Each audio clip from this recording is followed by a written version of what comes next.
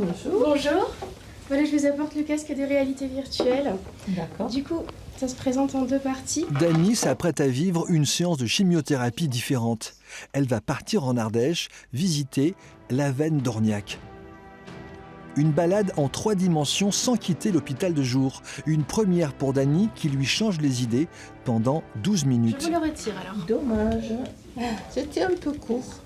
Avec ces traitements lourds qui durent longtemps, qui sont très pénibles aussi dans les effets secondaires.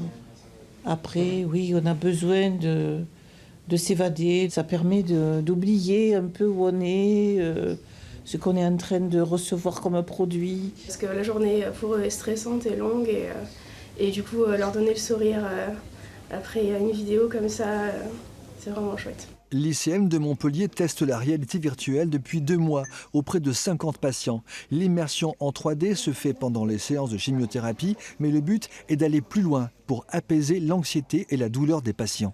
Nous avons aussi la volonté de déployer ce type de technologie pour préparer les patients à une intervention chirurgicale, voire en opératoire lors de gestes qui peuvent être invasifs et potentiellement douloureux. Et pour parvenir à modifier l'état de conscience des patients, la société KSEO utilise des techniques d'hypnose dans ses vidéos. Par exemple, des personnages qui oscillent lentement pour ralentir le cœur.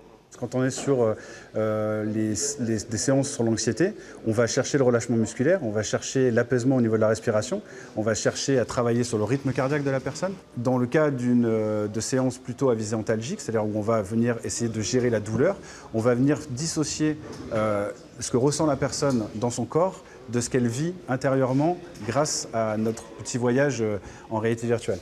Au CHU de Marseille, l'immersion de KSEO a permis de réduire les produits anesthésiants. Très bientôt, la société prévoit de développer la réalité virtuelle dans les CHU de Toulouse et Bordeaux.